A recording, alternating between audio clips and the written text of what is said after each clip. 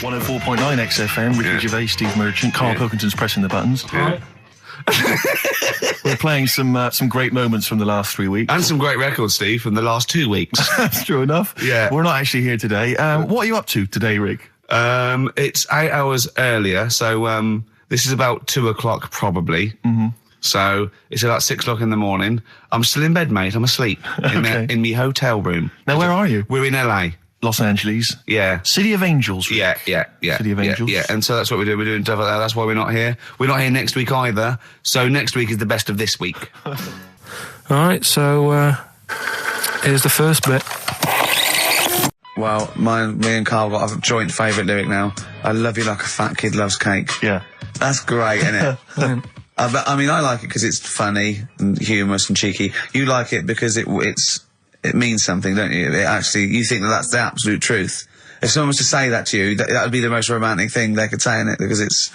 I don't know, I'm just thinking that's, you know what it means. It's like the Elephant Man, right? The Elephant Man, that's what he's called. Again, you know what you're going to get. The fat kid loves cake. You've said it all, you don't have to say any more.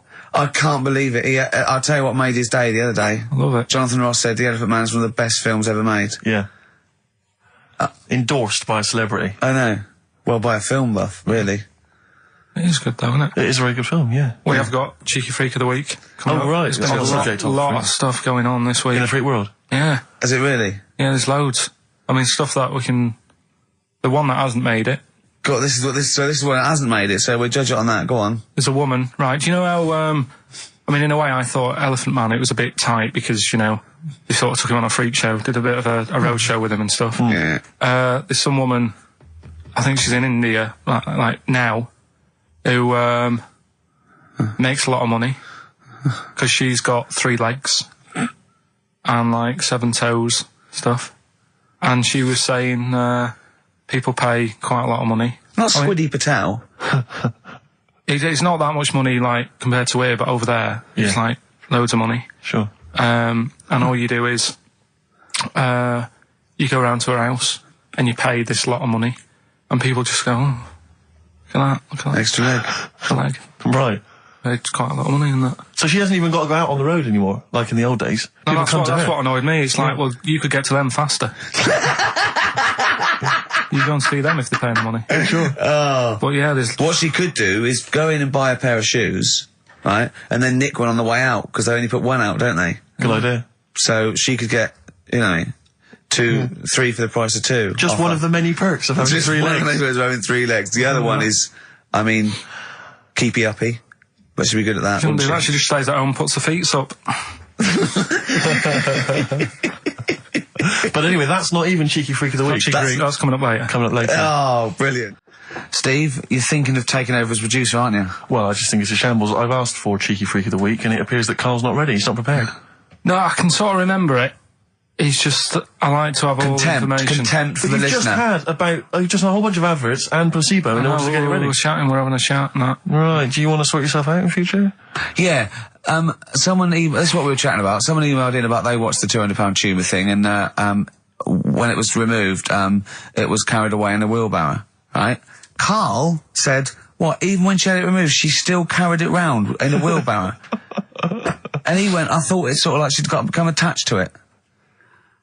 I mean, you definitely are my favourite thing in the world. It's great. Look at the way he's looking back. But I think they're all the same. The people, I mean, I have had more emails about people saying I watched the £200 tumour and I shaved me arse than anything else. When we ask questions about science, we talk, yeah. Nothing. High concept, we talk about political issues. One person emailed in, they said, I tuned into the £200 tumour documentary. It looked disgusting, I couldn't watch for long. What were you expecting? Yeah. That it might sing and dance? Do a little show for you? Anyway, so these are really your listeners, Karl. Now I think do you know what I mean? You sort of, you find your niche, you attract your. I think me and Steve are pretty much just here. I think the people that we had in the early days, Rick, they've long since abandoned us. They jumped ship. They've got jobs. Yeah, they've got jobs. They're out now. They've been released. Exactly. Yeah, they're getting their life back together. Right, educate me, Karl. Right, well, what to say, right? Educate me. Well, what we're looking at this week, we've done war, we've done we've nailed that. We've nailed war. We summed up war with a little French bloke whose battle cry was "John's got a moustache." Right. So, and last week we did science. What would you do on science then? Airy kid. Brilliant. Right. Yeah. So this week we're looking at medical problems. I'm sure we do Airy Kid every week. Medical problems then. I've got a couple of things under the banner of colon then educate me. Yeah. We've got, this is interesting. Right. Do you know if you have an operation on your brain, right, what they do is, I mean, this is why I'd never go to the doctors. I don't like doctors because this sort of stuff freaks me out, right? They can operate on your brain, and what they do is they put you to sleep first, cut your brain case open. Your skull, yeah. Your brain case. Yeah, yeah. And then wake you up and operate on you. So you're sat there with your head open, yeah, messing with your brain, and you don't feel anything. Well, there's no nerve endings, is there, in the brain? But still, it's not right, is it? What, you think they do it for fun? No, they but go on, Reg, wake him up so he all freaks out. Well, is it necessary that you're awake, do you think, or... Well, they need the brain active, don't they? Yeah, but it is when you're asleep, you're having mad dreams. I had a mad dream the other day. Go on. No, I might tell you about it later, but there's no sense to it. But, so your brain's still... Where is this conversation? Yeah, I mean, it'll turn out, I go, no, Carl, I was there, that wasn't a dream. Yeah. No, Yeah. but... So, I mean, if I had an operation... On your brain, heaven forbid. Well, operation anywhere, I'd like to sort of think, well, I'll have an injection, I'll go asleep, but when I wake up, it'll all be sorted. Yeah. Yeah. The fact that...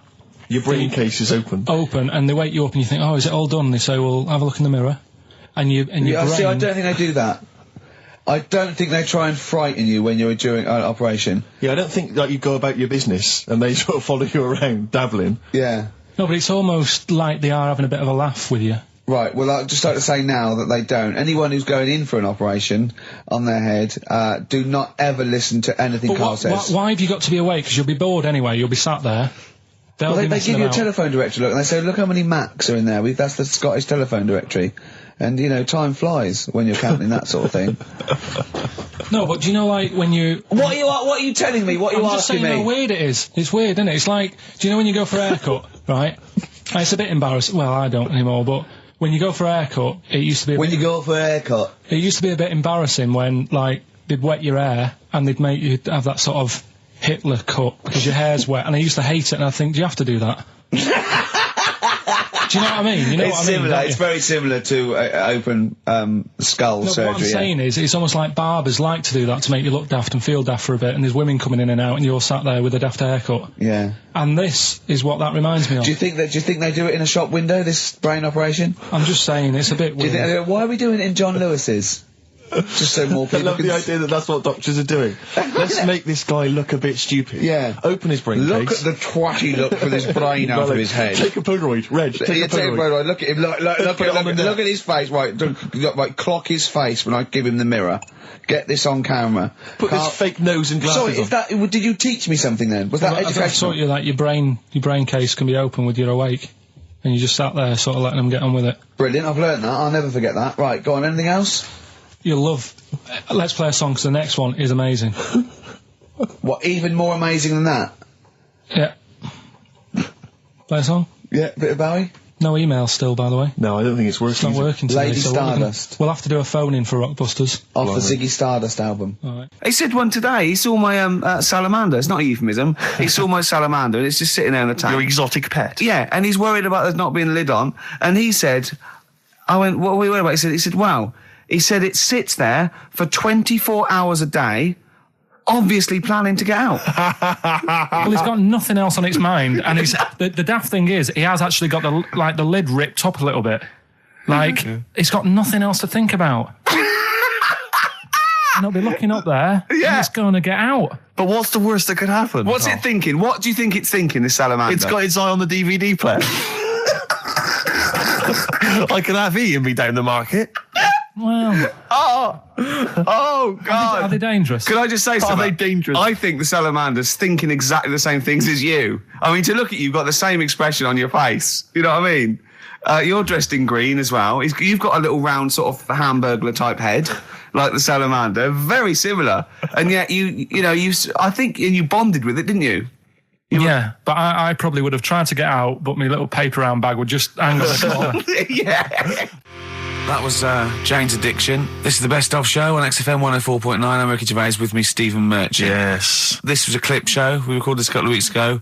I hope you had a Merry Christmas. It's not over yet, because tonight at 9:50 is the second part of The Office Christmas specials. It's brilliant. Watch it, and we'll be back next week live. I'm Ricky Gervais, with me Stephen Merchant. Bye. Have a great new year. Another big moment here. We've had Rockbusters. Now we're going to have Carl's film quiz thing, isn't it? Yeah, it's a film quiz thing. I've done Planet of the Apes, right? Because one of the things we did in Lanzarote, went on this tour with sort of 3 northern blokes, and they didn't really know what they were talking about. Joking. You're joking. Northerners not knowing what they're talking about. You're having a laugh. No, they'd obviously sort of not had much luck here, right? And thought, let's go over to Lanzarote, buy some vans, right? Get people in it. We'll do a tour of the island. And whenever someone asks the question like, what year did the volcano happen? They go, oh, we'll take you to the visitor centres. You can read about it there. So they never actually answered anything, right? So they were useless. But one of the things that they told us was that Planet of the Apes was filmed in Lanzarote. Right, okay. Right? That makes sense. A bit of it. Well, does it? Does it make sense? Well, what do you mean? Well, maybe it was, maybe it wasn't. Okay, anyway. No. I mean, if they wanted to show sort of an Aaron, sort of barren, sort of post-apocalyptic sort of subject, choose where you went on holiday. Yeah. Obviously. Yeah, but when we were there, he took us to this sort of beach, and I said, "Is this where they did it?" And he was like, "Yeah." I said, "What? Right there, yeah." And I watched it, and I couldn't see where I was. Yeah, you know that if you watch a film from 1968 and you've been to the same place, you're not going to feature. You're not going to see you in the back walking along the beach. It's a new one, new Planet of the Apes. Oh, the recent Planet of the Apes. Yeah, that's what they said. Yeah. Right. So I thought I'd sort of. Now that sounds a little bit more far-fetched. I'd have thought that was probably a lot in Hollywood. Yeah. Well, anyway, is this the current Planet of the Apes or the old one you've done? Current Planet of the Apes. This is the recent one. All right, there'll be a question at the end of it, so listen on that. Is this entertaining to anyone, this? I mean, just take the last 4 minutes of conversation. But seriously, Rick, who cares? I don't. Do you? No. I don't. DVD's selling well. Exactly, what do I care? All right, go on then. All right, so Planet of the Apes, question at the end of it, listen and win some stuff, all right? Hey, where am I? What is this place? Hang on a minute, I'll have a look. According to the Lanzarote guide, we've been dropped off at the volcano bit. Apparently there's 36 volcanoes here to be seen. I hope you don't mind my saying, but this is a waste of time. I know what you mean.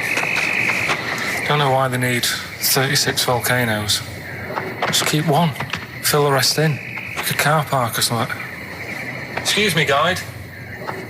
Why's the bus drops us off here? What's so special about this place? Well, according to our holy writings, that is where creation began, where the Almighty breathed life in the time before time. Wow, it's amazing that, isn't it? All this has been stood here for years and years.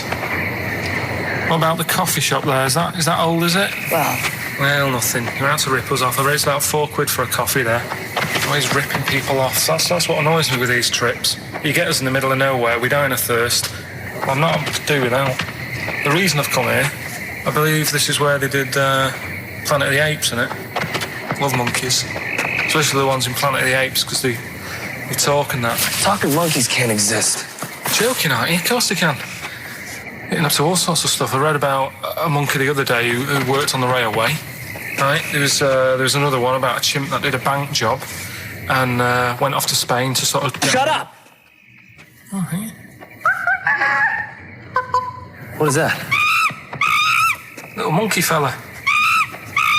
It's come from that little coffee shop. It's been serving coffee. Now that is worth paying £4 for.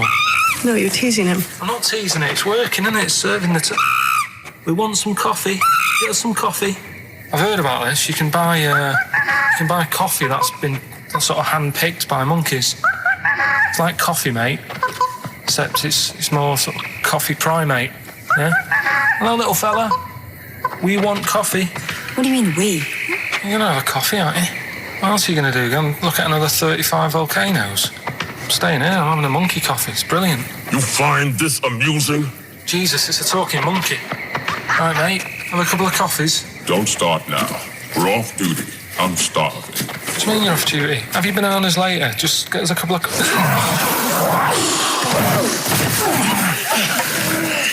I understand that you're tired and you've probably been on your hands all day. Just forget the coffee. You go and get some lunch. After you've got some coach, you lazy ass. You damn human!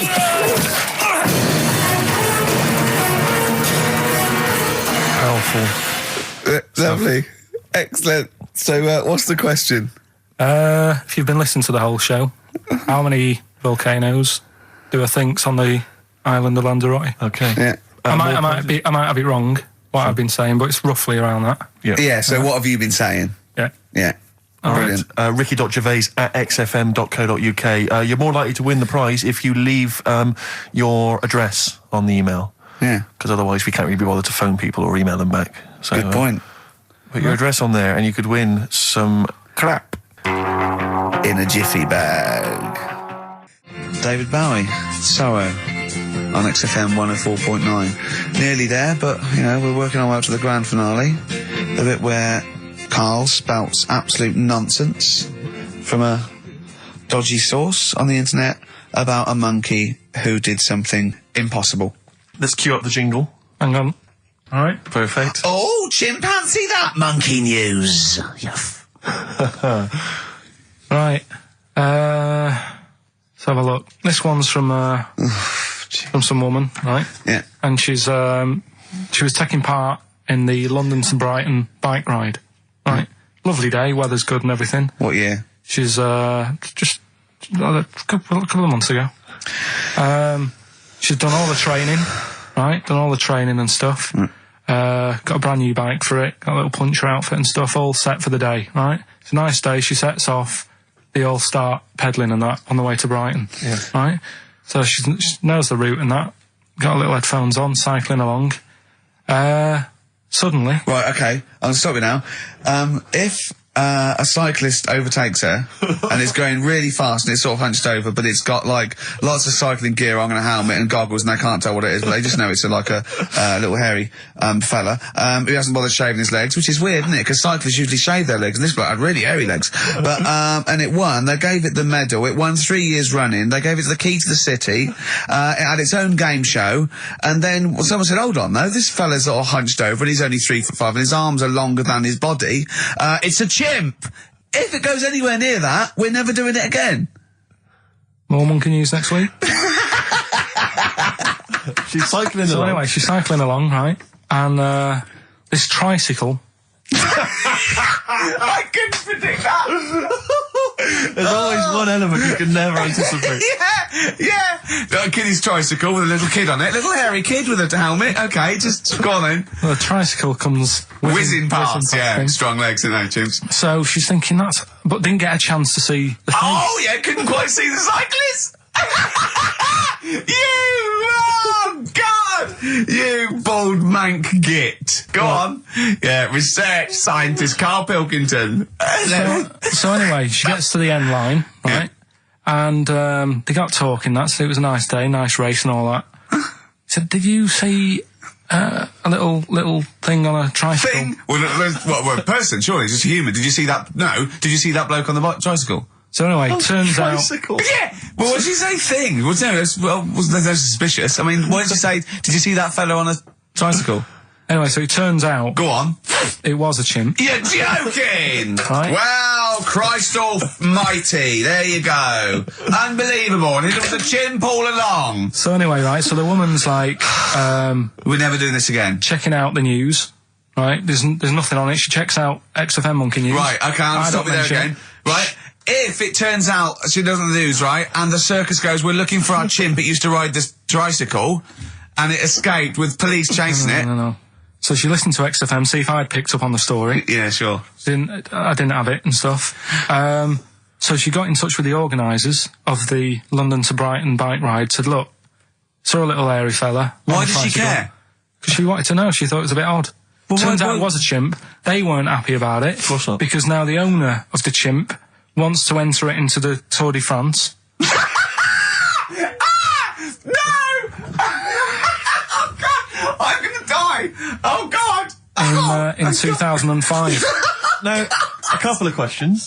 I trust you'll be able to answer these. Oh, God! Steve, help me out. How did it get hold of the tricycle? I don't know. Okay. Okay, no, that's fine. That's not an important point. Look, that's important. What's the matter with you, Steve? He doesn't know that. How did it know to... well, firstly, how did it know which way to cycle? But more importantly, how did it know there was a major bike ride? Just following the crowd, No, Steve. no. What's the matter with you? The owner of it had trained it and stuff. No, he hadn't. It had already done the run beforehand, before the big day. No, it hadn't. Like I say, it wants to do the Tour de France in 2005. No, it doesn't. But there's something about animal rights. If they don't let it enter, they can kick up a bit of a fuss. No! The animal rights is that it's cruel to make a chimp ride a bicycle. Not if he that wants it's to. prejudice that it'll go, is it because I is hairy? You idiot! Right? So... Wow, that is the worst one yet. Absolute twaddle. Absolute rubbish, Carl. Have you got a tricycle? Unbelievable. No, but that's the sort of thing I think we need now, right? We've covered a lot of stuff. What, education? Teaching, yeah. Well, okay, what do you want to know? Don't know. Have you got something? Can you educate us on anything? I've been reading bits So and could we bobs. bring back just for one night only, educating Ricky? Oh, I'm excited. Yeah? Do you think it warrants that? I don't know enough about it. Do you know what I mean? About what? It sounds perfect. Play the jingle. Educating Ricky, he's getting smarter. A couple of things happened in the week that I read about. Okay. Keeping up on what's going on in that. Sure. Yeah. One was about that Galileo fella. Okay. Was it about 1636? Was it? I think it might have been not earlier. bad. Go on. Did some stuff with light and that. Yeah, he did lots of physical experiments, yeah. Is that it then, Carl, is it? He did some stuff with light and that. What did he do with light? What was that? Well, I think he invented the first... Telescope. Telescope. So I think it's a particular lens though, and he did experiments where he dropped famously two different weighted balls from Pisa, and they hit the ground at the same time, showing that it doesn't matter, the weight doesn't matter, air resistance does, and stuff like that. I think he probably explained it a bit better than that. Yeah, but I'm talking to Carl. Sure. Did they need to know He's stuff? just thinking about pizza. Yeah. Did they need to know stuff like that back then? What do you mean, did they need to know stuff like that? It's just... There weren't people going around going, I've got to drop these two things off the bleeding tower of pizza. I just don't know which one's going to land first. Yeah, I need to know. Why do you need to Bring me know that? Galileo. Yeah. It's for a bet. Yeah. No, but if I was knocking about then, I'd be like, stop messing with that.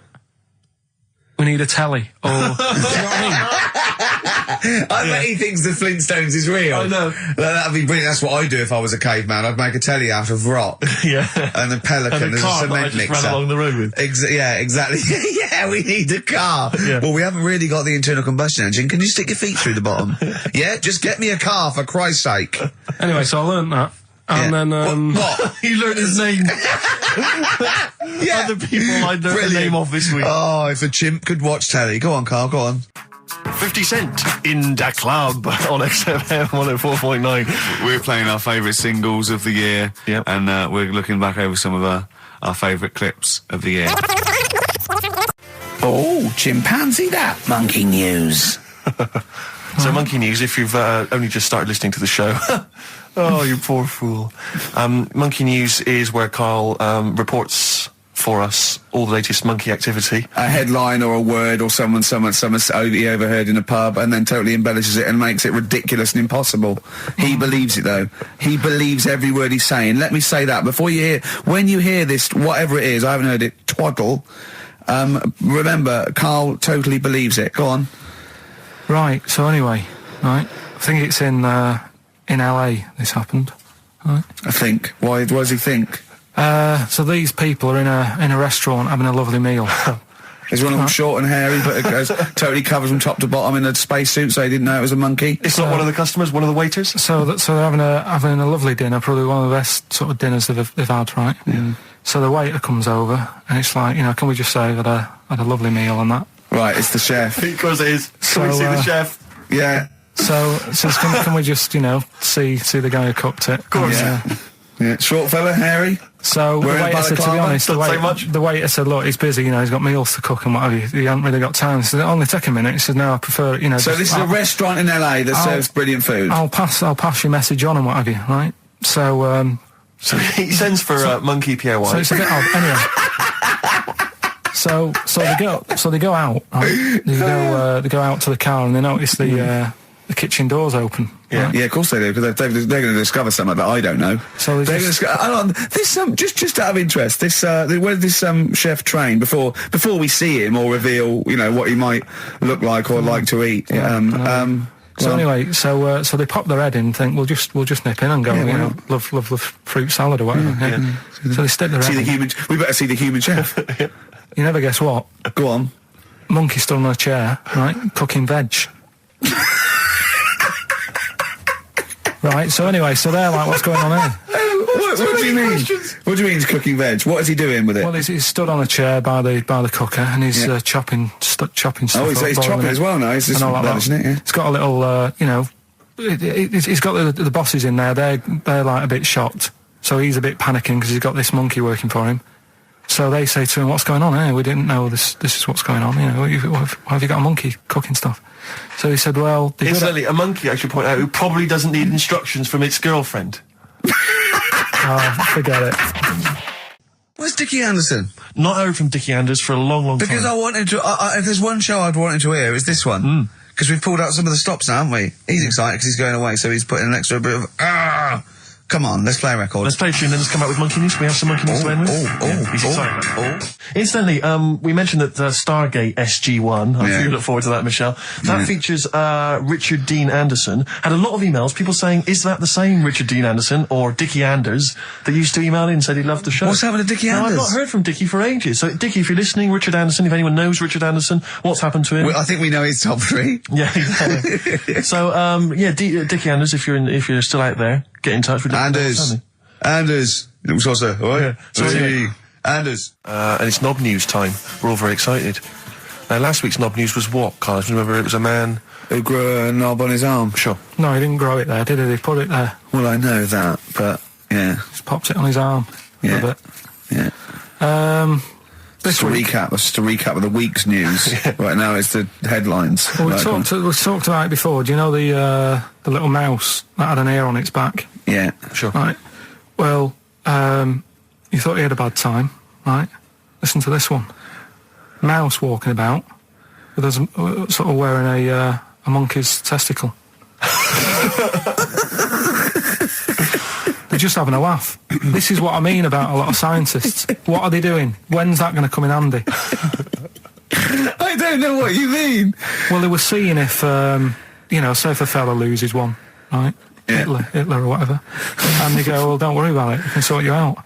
I don't know what the monkey's going to do. I don't know if they keep passing them on or whatever. But the actual monkey testicle was put on the mouse. And it worked. It worked for the mouse. But isn't it...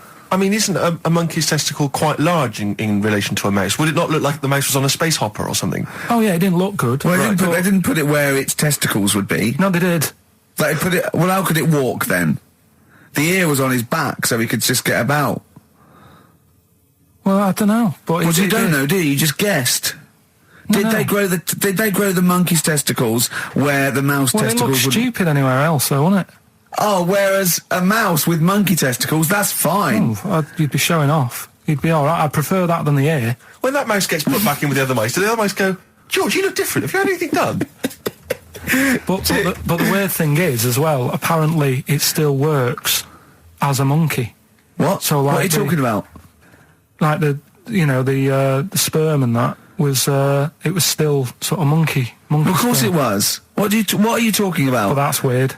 But What, Carl? What? But what do you? It's only a thing to give it nutrients. That's all the thing they're testing. It's like grafting at that level. Right. What's your question? Because I'm right. What do you think? It would change eventually. It would have changed into a mouse testicle because it had been hanging around a mouse for so long. No, I thought the actual sperm of it though would be a mouse's. Why? Because it's hanging off a mouse. No, but your sperm is actually created in the testicles. So that's why it has to be outside your body. Otherwise, we put them in a nice little cage. But I'm guessing then that they've done this operation so that they can do it to humans. Yeah. Why would I want a monkey testicle if my kids are going to be monkeys? What use is it? No, think. That's no. That's going to happen anyway, Carl. Yeah, but think. Think of what you're saying.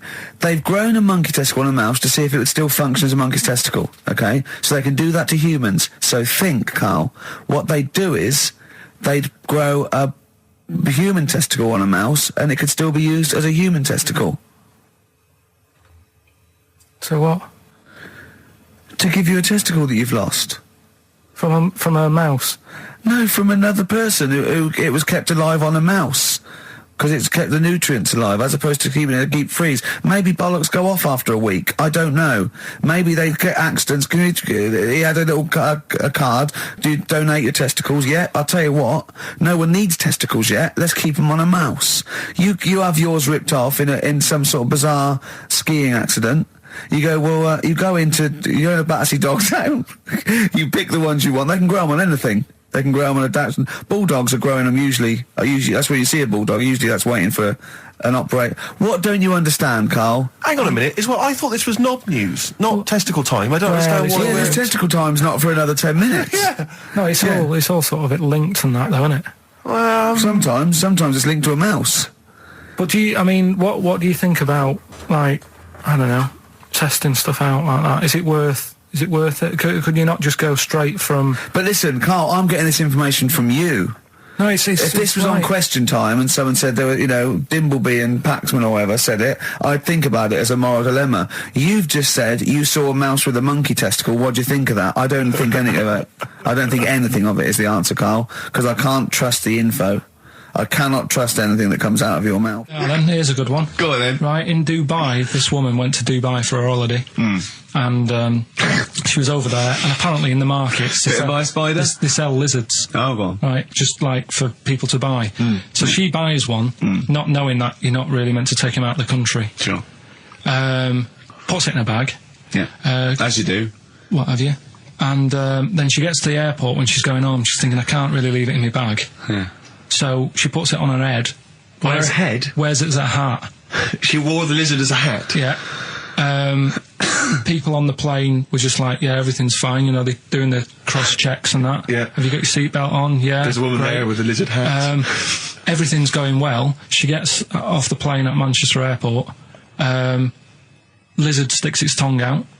Yeah. The air hostess says, what are you doing with that? She goes, I've had it. Lizard said, I just found her in Dubai. They said, I've had this with me all journey, and they said, well, you shouldn't have done, and they took it off her. Yeah, I think that is true, actually. Yeah? Yeah. So what about that? Yeah, good, yeah. Yeah. That educated me. Right, what, any more? Well, what's that taught you? That's taught you, be careful when smuggling lizards back as some kind of hat. Yeah, just say, lizard, keep your tongue in, you twat. Not at the customs officer. Yeah. XFM 104.9, we're not here. This next clip is one of my favourite clips. Look, it needs no introduction. Here it is. From their greatest hits album, that's Outcast, and a track called Rosa Parks. Like it. Yeah, enjoy it. Now, we just had a call from someone impressed by Carl, and Carl's very pleased because this guy has actually done a PhD on Che Guevara. So in theory, whatever subject he chose, in theory, he's probably one of the experts in the world on this particular field. Now, hello, are you there? Yeah, I'm here. Hello, what's your name? My name's David. David, now where did you do your PhD? At UCL. Did at UCL, mild college. And what was the actual title of the PhD? It was Che Guevara's influence on class struggle in Europe in the 60s. And what did you think of Carl's performance? I thought he did really, really well. The only thing, I'd never heard those last words before.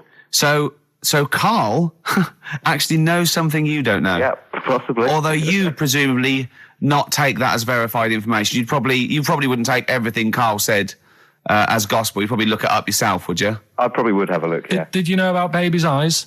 Sorry? Did you know that babies' eyes don't grow?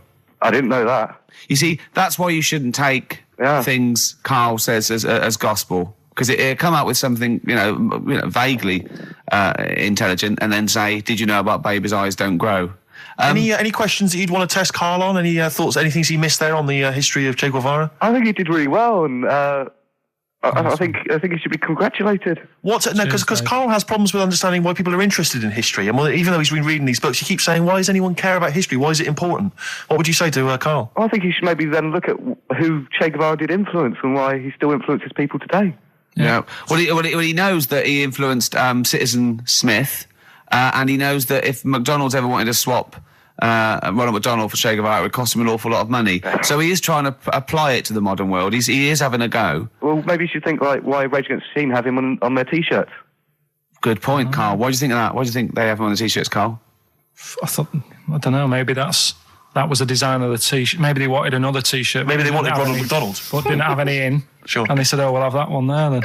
Well, thanks very much. Just before you go, do you think Carl would be an interesting subject for a PhD? Yeah, very much so, yeah. Okay, well, if you're not... Well, hopefully one day you'll become a professor and you can maybe set that as some coursework. I could do, yeah. Karl Pilkington. Imagine that. Cheers, Dave. Having an MA in Karl Pilkington. Thanks very much, Dave. Okay, bye. Cheers, bye. That's good. My teachers never did that. What, encouraged you in that way? Never said well done. So, really? Yeah. But you never showed up. Yeah, you had to be in the same room, They were really. too busy saying, "Who are you?" yeah. No, but Mrs. Matthews, me head teacher. Oh, let's not lay into Matthews again. Oh, not Matty Matthews. Not Grimble Matty Matthews. I'd never be a high flyer. If she could see you now. What did she say? You'll never be a high flyer? She said that to me, mum and dad. Really? On a parents' evening. That was after I'd played the drums in Little Donkey. She clearly didn't know what she was talking about. The newest quiz in town. This is where Carl inserts himself into a seminal film. Last week, he was the little kid in Sixth Sense. You remember? To great acclaim. The critics loved it. They said a triumph. This week, he's fiddled with The Graduate. This is the scene where, of course, he goes upstairs to the hotel room, and it's on the cards. She's a dead cert, Mrs. Robinson. Well, here we go then. So, are you ready for it? I've brought some condoms from home that Suzanne got for Christmas. Benjamin. What? Will you bring me a hanger? A what? A hanger.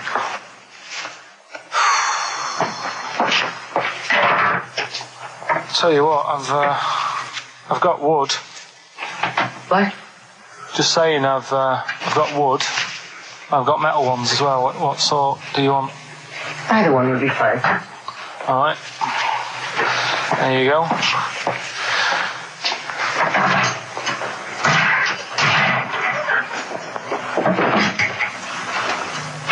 Are you afraid of me?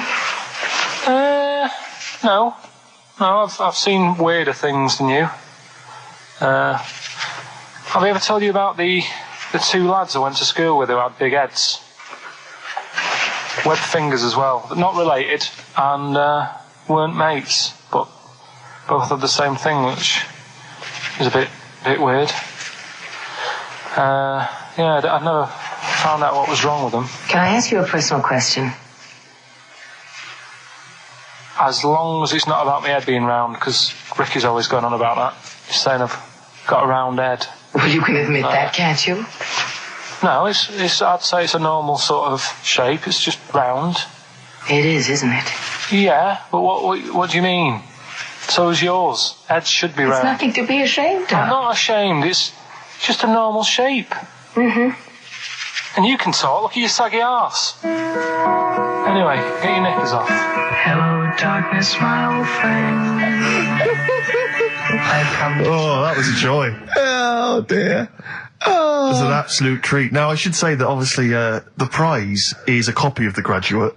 Now, bear in mind that XFM is giving away these prizes. Yeah. Carl is so cheap that he wouldn't even buy it on DVD. He's bought it for $6.99 on VHS. It'll be panned and scanned. It won't be widescreen. There's none of the extra features that you get on the DVD. Look at Carl's face. He's gutted. Carl, did you pocket the rest of the cash? No. I have to use my own money to buy these. Right? What, you're using your own money to give this stuff away? Yeah. So I had to go and buy that. XFM is so cheap, I understand. Right? I know. And, it's not worth having it on DVD, is it? Why not? It's an old film, so... So the quality is do you know what I mean? They can't really tidy it up. Of course they can. They do it from a print. They don't do it from the video. They don't get the video and go, let's make it into a DVD. An old Betamax copy that someone had knocking about. Well, anyway, it's the same film, though, isn't it? Fine, okay, well, you're right, yeah. But anyway, you can win $6.99's worth of The Graduate. The question, and it's email only, Steve, it's not Steve, it's ricky.gervais@xfm.co.uk. The question is, name the actor that Carl was taking the place of in the film, and of course the actress that he's performing opposite. ricky.gervais@xfm.co.uk. Lovely. Carl, so what's the situation with Cheeky Freak? I've got like a couple of bits. Like I say, I haven't got the in-depth stuff that I know. Oh no, because usually it's it's pretty scientific. Exactly, yeah. Do the jingle. We've come up with a new one, haven't we? The Freak, say chic. Cheeky Freak of the Week. Right. Well, couple of bits. I don't know which one to use as the main feature for this week. It's not good, is it?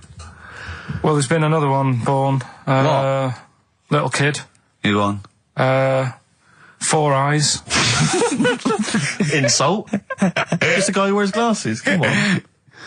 4 eyes, 2 noses, 2 mouths. That's weird, isn't it? This bloke, did he also have 2 heads, 2 bodies? Sort of born sort of slightly separately? He wasn't stood next to a mirror? No. It's weird, that, isn't it? That's all you've got. I love that. That's weird. That. Imagine the doctor said that. Well, Mrs. Parks, kid's got 4 eyes and 2 noses. Weird, isn't it? Any clues? Yeah. Any clues? So that's it. That's all the information. Well, I'll tell you what, that shouldn't be the main one. Okay, I've answered but it. Like I say, what's the idea of this feature? What do I say all the time? Dunno. I always say, think about it. Think about what that would be like. Okay. What? Giving birth to him? No. Being, I think it's a girl. Being like her. 2 mouths. 4 eyes. What would that be like? Mad, innit? I don't know what this feature is. I don't know why. Is there another one? Is that, you said that? I mean, I hope everyone took the opportunity there during that silence to just think about what it would be like. I know I was. What? Could she talk with a mouthful? What? Is that allowed? Because she's got 2 mouths. Yeah. Would that be alright in her house? She'd be eating one, she can talk with one mouth and eat with the other, I well, suppose. listen, the main one, right? You've thought about that. That's good. The main Cheeky Freak of the Week. I haven't got all the details. Smallest person ever. Right? How big would you say that is? Carl is now sort of like holding his hands up like a fisherman, long ways. That's about 1 foot. Right. Smallest man in the world. I printed the thing off and I can't find it. There's a little picture of him. Right? The odd thing was... But why have you asked me how... Did it say, or was it a picture of him? I didn't really read it. Of course you didn't. Jesus. I just saw it and thought, that's... What, you straight away assumed it was natural size? No, it was that big. But what do you mean it was that big? Little fella, like that. But why are you doing that? What? It was a page with a little fella. How do you know that was natural size? No, it was, because he said it's world's smallest man. And the funny thing is, I've read the first line. I always read the first line. It said, world's smallest man. Well done. The weird thing is, he got an head like a light bulb. The shape of it, apparently. I don't know if that's got anything to do with his shape and size. God. That big. His name's Mr. Watts. And the annoying thing is, what got me is, if you're that big, right, don't have your picture taken next to a fruit bowl. Why was he having his photo taken next to a fruit bowl? Don't know. Whoever the photographer was, obviously having a bit of a laugh. Yeah. At his expense. Because you would just stand in the middle of nowhere, you'd look normal and that, but he was stood there, just leaning on an apple. Leaning on an apple? What is this? In what world do you inhabit? This was on the internet. I printed it off. Leaning on an apple? Was it Tom Thumb? What is this? Are you sure it wasn't some sort of sci-fi show they were advertising? No, it was Leaning on it. Can you just lean on the apple? Just lean on the apple there. Do me a favour, you stand next to my chihuahua. You're not taking the piss, are you? No, not at all, no. Would you mind leaning on this matchbox? Yeah. Leaning on an apple. And that's what, so it just said he's the world's smallest man leaning on an apple. smallest man, said about his head being like a light bulb. I don't know what that meant. And I just thought, right, that'll do. That's that sorted. Cheeky Rig of the Week done. I think that was on like Monday. Right? I found that. I thought that's done. Printed it off. Forgot to get it off the photocopier. Someone's nicked it. Play record. You got to... You know, it's just, Steve. No, can I just say, no, Carl, point. please, There's no if point. I say, let's have Cheeky Freak of the Week, and you haven't done your research, you haven't got the information, just tell us you can't do it. But don't lead us on. Don't say this in like on charade. radio. Hold your hand up to me and go, how tall is that? It's nothing. That's This is radio. nothing. It's nothing. I think it was that big because he was leaning on an apple. It's not enough information. But, imagine Trevor McDonald coming on, going, some news, some stuff. How big's that? How big do you think that is? Yeah. Because there was a fella, coming up after Chris Tarrant. Play record.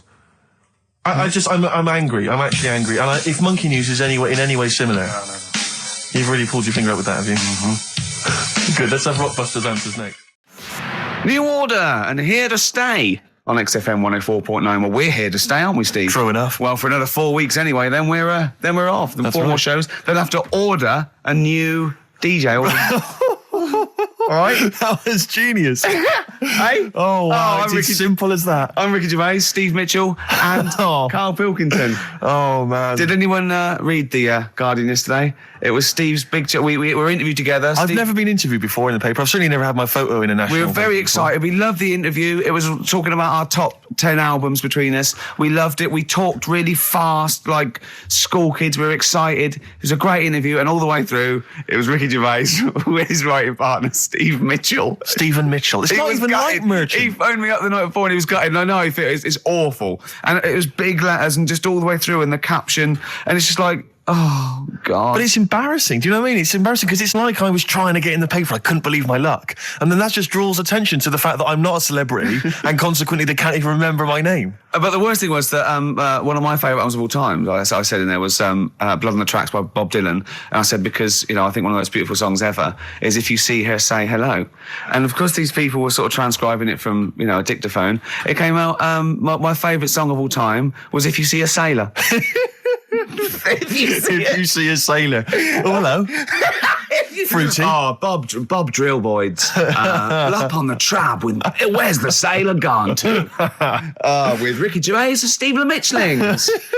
Oh, I don't know. They must have thought my name was Mitchell all along. They obviously never knew. The evidence is there. But I don't know why. It was like they reported in the paper that we'd been nominated for a Sony, and it said Ricky Gervais, who hosts the breakfast show on XFM, and it's that sort of. It's just guessing. It's like presumably someone's gone. Does he host the breakfast show? And someone's gone, yeah. And that's their research done. Yeah, but there was a thing about The Office set in Swindon. That's someone going, just write an article about The Office. Where's it set? Swindon, I think. Is it? Yeah. Okay, that'll do. Yeah. Yeah. Even we research the show now and again, don't we? Yeah. Even we look things up. Well, actually, people phone in. Usually Yeah. that fella. What's that fella's name that calls in who's not got the website? He's got a funny name. Oh. Gilbell or something. James. Phone in if you remember what his name is. Yeah. James at Lose Control. Yeah, what's his surname, though? Oh, for goodness sake, this is just going to be interesting to him Yeah. and his friends. Oh, yeah. Oh, yeah. You remember? We better play another record. Yes. I'll tell you what. If Johnny you like, Mango. Mango, that's it, yeah. Now, if you like Elvis Costello's Alison, or maybe Rick, I do. Freeze, My Brother Jake, One of my favourites. stay tuned. Badly Drawn Boy, Silent Sigh, Cracking tune, that. XFM 104.9. Maybe there'll be a few silent sighs around London on the 4th of May when, that's it, we're off the air for We are 3 indeed. months. Yeah. Wow, you're really getting into the DJ patter today. Yeah. Brilliant. Yeah, it was good. Yeah. Slick It's only links. taken, 5 years? Yeah. Now you're finally as good as Foxy. Coming up, Yes. that anecdote that Carl didn't get to last week about Neil Armstrong. Oh, right. I can't wait. It's because he took 3 links telling us about the horse. Yes, of course. Of course. Horse. Think of that. Wow. I went out with Carl on Thursday night. Right. Right. It was one of the most enjoyable nights. We just went out for about 5 or 6 pints, a little crawl, and adventures happened around Karl. Yeah. And just me sitting talking to him was just incredible. I'm thinking that a competition would be win a pint with Karl. Yes. Just That'd be a hell they of a just gift. have to go for a pint and they can ask him anything they want. Yeah. He's just great. We met my friend, didn't we? Tell him all about that. Yeah. Yeah? What? Did you enjoy it as much as Ricky, Karl? Yeah, there was things I learned as well, like, which was good. Okay. You know his mate Robin, don't you? Yeah, yeah. You'll discuss that later. I'll tell you later about. He's got all his near-death experiences to come. Win a pint. And, of course, coming up, Karl's homework was the quotes, and Karl's come up with a great idea to show that anyone can do quotes. He's invented a thing like faking it, where he's got 2 real quotes, right, and he's made one up. Okay. And he's going to fool us. I bet we won't be able to. Brilliant. Sorry, what was the challenge last Look at him looking at us. What's the matter with you? It's just that before you were like, no, this is good for you. But now it's turning into a game. At your expense? Yeah. Have you only just dawned on you? Karl, well, I'm joking. It's great, honestly. It's really good. What was the Karl challenge last week? You said it. I thought we did the quotes last week. No, but I gave him a book on happiness. Happiness. It's all about happiness Right. and what the pursuit of happiness, and it's in sort of like quote form and everything. But Karl's going to do a couple of ones and faking it just to show. I mean, because he's been coming up with fables all week as well. Now he comes up with something, he goes, "That's a fable, isn't it?" And he tells me so he's getting good. Looking forward to it all. If you play another track, what have you got? You got something fresh? I brought in. I saw Elvis Costello and Jonathan Ross a couple of weeks ago, and he did just an acoustic version of Alison, and I forgot what an amazing song it is. And it's just he's fantastic. He's the man. Listen to this guitar sound. It's so beautiful. My aim is true. To provide quality entertainment of a Saturday. That was Elvis Costello and his attractions, and Alison on XFM 104.9. I'm Ricky Gervais. Steve Mitchell here and Karl Pilkington. It's going all right. It's going all right. I obviously been doing some acting, as you know. I mentioned it last week, doing this this sort of comedy pilot. This week, Karl, you're going to be loving this. I've been doing stunts. I swear to God, I've been doing my own stunts with the guy that once made Christopher Reeve fly as Superman, right? And I was doing stunts. I had to do a thing where my character has to commit suicide. Don't think we didn't bring that up. Were you anywhere near that horse? No? Fine, let's carry on. And my character has to commit suicide, and he has to sort of leap off a building. So the first shot... That's something for comedy. Well, we were up on a roof, and obviously they had the crash mats and stuff, and I had to kind of leap off and land on the mats and stuff. And obviously I was petrified the whole time because I was wearing my glasses. Petrified that they might get broken. So I was like not really doing it properly, kind of leaping like when, you know, people when they can't dive into a swimming pool, and so they put that one foot out first to sort of break their fall. Was it you that told me that you could never get into fights? No, I can never get into fights or go in a mosh pit because of my glasses. I've missed out in life because I can't. Because if I was in a fight and I say, "Come on, then you are," you know, and I was in a pub or something, they just have to whiff off my glasses, just knock them off. I'm done for. I got nothing. Really short-sighted, are you? Yeah, but anything's an advantage in a fight, isn't it? And the fact that they're just a blur is bound to hamper my otherwise brilliant, ninja skills. So I've never got into a fight. I've never been in a fight at all. I've never, been in a mosh pit. On the wire. So this was making me sort of a bit worried. And anyway, so then I think, well, fine, I've done my stunt. And I did it, and everyone clapped. They were pleased with it, and the guy who said I was very good. So then they drive us to the next location, right? I'm thinking I've done my stunts now. There's a crane. I think, what's going on here? Now they need to shoot me. Like, I've already done the stunt where I've sort of leapt off the building. Now they've got to actually see me falling, right? So I have to get strapped in with this huge belt, and they clip wires onto me, and they hoist me about 30, 40 foot into the air on this wire, and and then they drop me at great speed, and I have to scream and shout. It was partly acting. Glasses on? Glasses. By this time, I'd managed to get some wire fixed to my glasses so they wouldn't come off my head. I assured they were stunt glasses. They were doing their own stunts. Exactly. Yeah, okay. So they hoist me into the air on this thing. They do a couple of sort of demo versions, and just to gradually ease me up higher and higher so I kind of become acclimatized to it. And they get me about 30 feet up, and they got these huge crash mats, like those great big ones you always see kind of stunt people have. And they set up the camera and stuff down below. And while I'm up in the air dangling there, they remove those crash mats and they replace them with those really thin ones that you always see like teenage gymnasts using on Blue Peter. Do you know what I mean? The really thin ones they used to have at school, right? And I'm looking down at this, and I'm thinking, now, they may as well have shouted up, if you fall, you're done for, but we might be able to protect the equipment. Do you know what I mean? It was so rubbish. But you weren't going to land on the floor, presumably. Well, the idea was that the wire would stop that. Oh, I see. But Yeah. there was no that was their safety. That was the safety net. Why no? did they not leave the real ones in? Because they had to, I don't know, for Yeah, the through the shot and floor, stuff, I they had see. to Oh, they wow. had to be able to do it. But anyway, what was particularly joyful is one of the other actors pointed this out, right? This is the this is the health and safety statement from the stunt guys, right? And they obviously have to write up this health and safety statement about how they do it. And it says, we confirm that we have proper safety policies, procedures to comply with the Health and Safety Act 1974, and that we will not do anything which compromises the health, safety and welfare of your production crew, actors or members of the public. If the above situation changes, we'll advise you immediately. I mean, if they think that maybe they do want to hurt members of the public, look at that fat one over there, just try and hit her and bring him down. Don't worry about that one. Don't worry. Yeah. She can take it. She can take it. But so that reassured me, obviously, and now my whole body's racked with pain. Limbs, arms, head, neck. Unbelievable. Well, Is the shot worth having? I mean, probably not. you'll wish you Do you know what the hadn't cameraman whispered to me? The cameraman whispered to me, he'd probably never use it. Yeah, Steve, you'll wish you hadn't told that wimpy tale when you hear just three random tales of near-death experiences that Carl told me. Right. Coming up. I mean, honestly. Really? At least you had stunt people and crash mats. Yeah. you got paid. Yeah. The things that he got up to just through stupidity Well, will put you what? What one of them wasn't through stupidity? cakes. I'm already excited. The cake one? Yeah. Which one's that? Sorry, you had a near-death experience involving a Hold cake? on, I've got three. I've got the paper round, the nicking slate, and the Mr. Freeze. What's the cake one? Yeah, I suppose. The cream cake. Oh, yeah. Right, Play now a you're record. talking in riddles. Play Can a you have these record. next? Yeah. Play a record.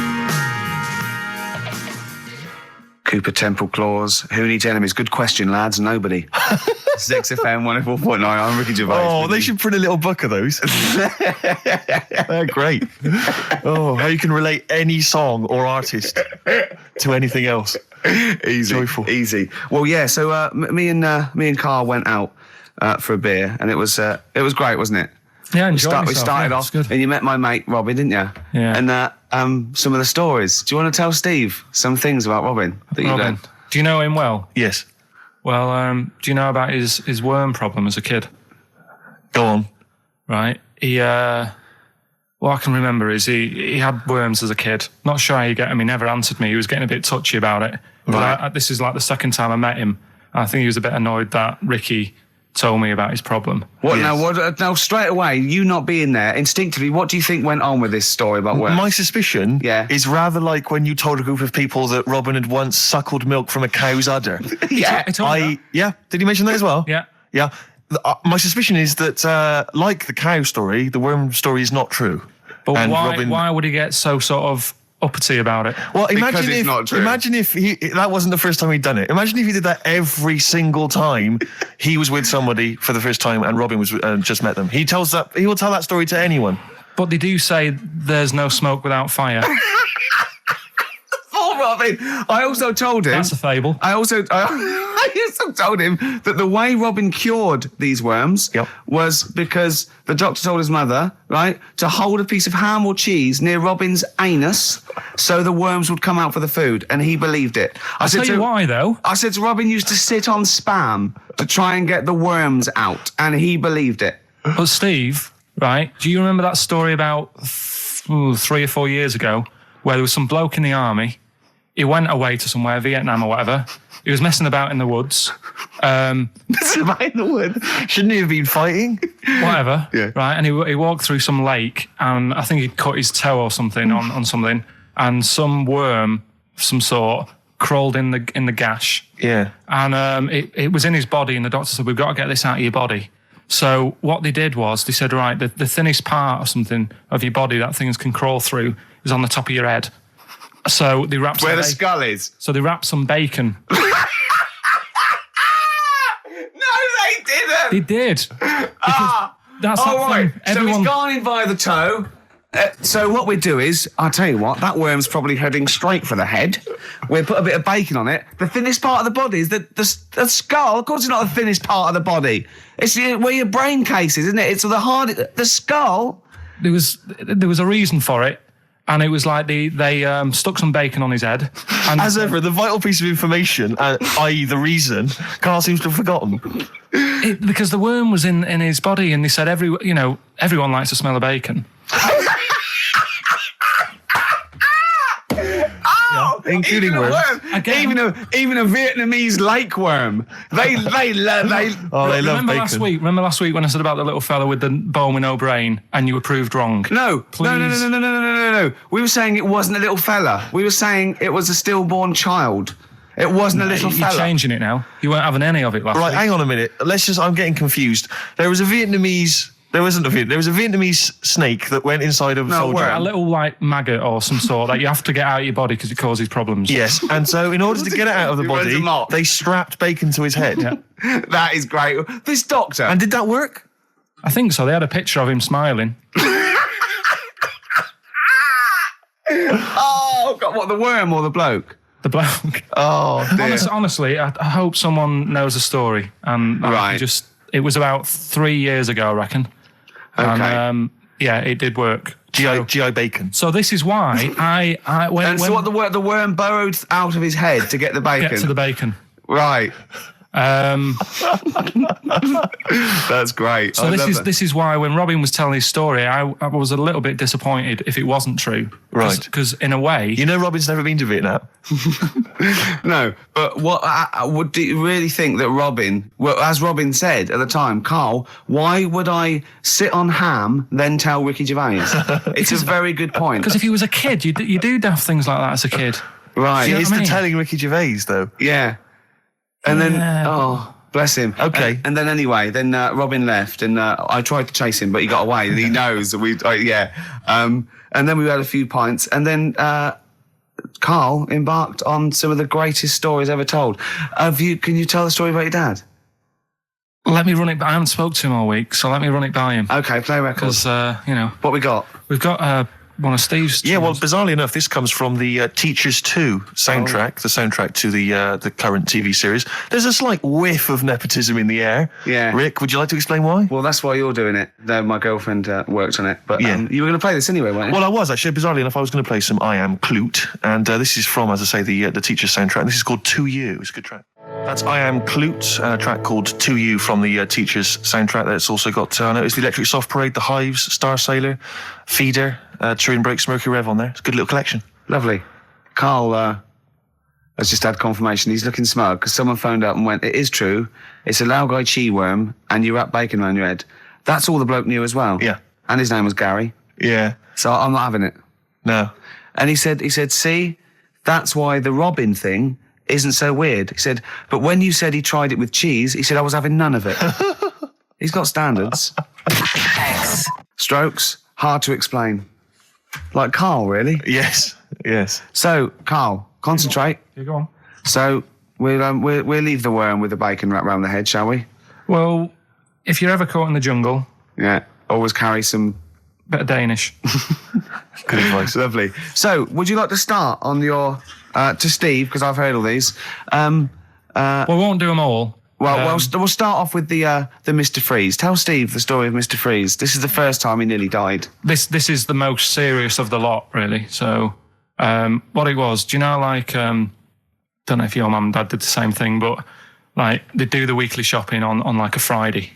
Yeah. So when you got to Thursday, there wouldn't be much stuff left in the cupboard. It'd just be like, you know, your Jacob's crackers and stuff like that. So when they'd been to the supermarket and they came back, I was like, you know, what's that saying? Like a pig in... You know, I loved it. It was like loads of food coming in, loads of biscuits. What is that saying? He nearly said pig and shit. Right. Is that the saying? Yeah. Right. So yeah, all this food comes in. Thank God he didn't. Otherwise he'd have been in trouble. That's true enough. Because he's culpable for our actions because Exactly. he's the producer. So technically, that twat's in charge. Go on. Right. So anyway, so there's loads of food, and I'm like, oh yeah, look at this, and chocolate biscuits, and you know, penguins and stuff. Bacon. And bacon. Just in case, you never know. So anyway, my mum and dad's putting the food away. Me and our kid are like, he's already grabbed something, gone back upstairs. It's like feral children. It's like a quest for fire. And then they run upstairs. What did you sit under the bed, gnawing at some sort of pig's trotter? So I saw. Do you remember Mr. Freeze Pops? I do. Yeah. So well, they're kind of like popsicles, icicles. Yeah, but really long, like a foot long, right? Yeah. So I thought I'll have one of them. So I grabbed it. Went for the nutritious stuff first. Absolutely. And like my mum and dad are putting the stuff away and what have you. And I rip it open and knock it back. Right, straight away, just right back like Swallow that. it, Right yeah. But it went down the wrong way, right? So What, down your shirt?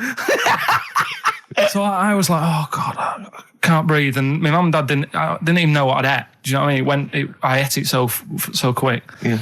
And I'm sort of tapping my mum on the back, going, and she's going, oh God, he's choking again, because I was always choking. If it was one thing, I don't know if I've got like a small throat, but I mean, even Ricky knows I can't drink that much, can I? Yeah. Do you know, or eat pebbles. I'm not a quick drinker. I'd always, I think I'm scared of like swallowing stuff. Yeah. And it was like bottle tops and mint imperials and stuff. I was always choking on stuff. Oh, jeez. So anyway, she's going, oh God, what's he picked up on it now? Drop it. So- And she hit his nose with a stick. So I was going, I'm choking. At this point, my dad had I think he'd put his share away, his food away, and he'd gone. His share. I love it. Yeah. He'd gone to watch Winner Takes All or whatever in a lounge, and I was in the kitchen, and I was starting to I didn't care anymore. Do you know what I mean? I just got to that point where I wasn't struggling anymore. You just thought, I'm done I just for. was falling to the ground. And my mum's going, get in here, I think it's serious. And my dad comes in and sort of starts shouting at me, saying that's what you get for being greedy. He didn't even know what I'd eaten. Well, it was the moment to teach you a lesson, certainly. So he's there like that, and my mum's going, oh, look at him. And my lips were going purple, and my eyes were rolling into the back of my head. You look like Marilyn Manson. And so anyway, she grabbed me from behind and did that fireman thing. The Heimlich manoeuvre. Yeah. And, winded me. And it came up, and I was all right. What, the whole popsicle came flying back out? You see, that's what I don't understand. Because there was nothing there. No, just a little bit. No, it swells up, doesn't it? Because it irritated it. So it went down your epiglottis. It went down the wrong way. It went into your air canal instead of your throat. And it sort of spasms. And that's the fear. You just got to calm it down and relax. So in time, I would have been all right. Yeah, anyway. you don't. You might have. So that's so that's hang on. one. So, but No. But the weird thing is, for 3 days after that, I felt like a sort of special person. I went to school. I'm saying nothing. I did full days. a special needs person. Yeah. I went to school the next 3 days after that. I didn't wag it or anything. I did full days. I love that. 3 days, turn over. Exactly. After 3 days, you thought, screw it. Yeah, did a quick history exam. But have you ever had that where you've felt like I've been given another chance here? Right, next one. weird. That's popsicle. That's popsicle hell. We'll call that. Right, next one. Which one's the next one? Oh, what about your paper round? Right. Can I ask very quickly, did your life flash before your eyes like they say it did? No, I just sort of went really calm and I'm ready for this now. Right. I wasn't bothered, do you know what I mean? You had no scared. regrets? No. It was weird. It was really weird. Yeah. But anyway, the paper round one. Paper round, I'd still say it's the best job I've ever had. And he means it. No, I really enjoyed it. It's you don't have to work with anyone else, right? So you make your own rules. Just think of that. You sort of You're around. spreading information to people, vital information. Giving a service, and no one else is around. You can just do what you want and think about stuff whilst you're cycling around on your bike. It's really good. Yeah. So anyway. Imagine the stuff he's thinking about when he's riding around his bike. So getting in the head of a salamander. So anyway, I loved it, and even though I only got 50p a day, right? No matter what the weather was like and stuff, I used to get up at 4:30 and go and do the round. And why'd you get up at 4:30? Because I wanted to watch the Pink Panther at 5:30, so I wanted to get me paper round done. I said, why didn't you watch the Pink Panther? And then do the paper round. He went, I can't sit there thinking I've got my paper round to do. You'll ruin it for him. Yeah. So is it a good job or not? So 4:30 I was up and about. And this morning it was winter, really bad winter, bad snow, freezing cold, really windy and all that. And my mum said to me before I went to bed, she said, don't be getting up tomorrow. I'll give you the 50p. I said, it's not about the 50p. So, people want the papers and stuff. So, Conscientious. so anyway, I went to bed thinking, that's it. I've told her I'm still going. So, whatever. Go to sleep, get up in the morning and put all my kit on. And I used to have layers of clothing on because it was really cold. I had like a big anorak on with the fur on. I had like waterproof pants and I got my paper round bag. And I went downstairs to get out and tried to open the door and it was locked. I thought, God. So she'd locked it so I couldn't go out. So I'm searching around the house looking for the keys. She must have hid them somewhere. I thought, oh God, I've got the papers to do. So I thought, how can I get out? So I went upstairs, climbed out of the bathroom window. God. Right, and to try and jump out of the bathroom window onto the porch. But the problem was, I had so much gear on, I was like the Michelin Man. So I could hardly move as it is. Yeah. And I try to get out the window, and I'm like, try to stretch down like that, get my foot on the porch. And my bag got caught on like the hook of, like how you have a hook so you can put the window open? Right, yeah. The little arm goes on. My bag had got caught on that. I was holding onto the wall and my foot on the thing so I couldn't sort of pull it away in case I pulled it away and then fell on my head. Yeah. So I'm stuck there. Dangling. My dad comes back from working nights. Yeah. He thinks I'm a burglar. Gets out his gun. So he's shouting and stuff, going mad and going, Dad, it's me. And he had to give us a hand using a... He's heard that wily trick in Manchester before. He had to help me using a washing prop thing, a big stick. What did he do? Well, he said, just hold on for your dear life and I'll sort of push the paper bag off the hook. Why didn't he go upstairs and sort it out? It was at that point where I was in the middle. There was nothing you could do. Do you know what I mean? It's at that point where you've just got to make a decision. Yeah. And by the time you go upstairs, who knows what might have happened? Sure. Do you know what I mean? You've got to act there and then, not messing around. Yeah. So And you could hear downstairs, now here he is, the Pink Panther. Yeah. Dad! Hurry up. Panther. Ever so pink. Oh. so that was close to death because I must have been about 30 foot in the air. Yeah. And I would have, that would have been nasty if I fell to the concrete paving. So Well, And, there's more to come. Should we play a record and come back to this? Because he's got more. Oh, yeah, no. There but- must be one of them where you did fall on your head. This is the one I'm waiting for. There's got to be one. That would explain so much. Yeah. I nearly broke my back Jeez. once. My dad said, I bet I can't kick me out. And I said, I bet I can. And I don't remember this. You didn't tell me this one. I bet it can what? I was in the garden summer's day, and it was that era when like doing kung fu and all that was really popular. Sure. And I was like messing about in the garden, punching the tree and stuff. And my dad said, What a kid he must have been. my dad said, I bet you can't kick your height. Kick your height? What, you mean kick as high as yourself? Yeah, so I must have been like 5 foot or something then. And I said, of course I can. So I bet you can't. But instead of doing it on the grass, I did it on like the concrete bit. Kicked it, actually did it. I went, there you go. But then like get my foot down quick enough and land on You my back. paused to say, there, I've done it. Yeah. As opposed to putting your foot back on the ground.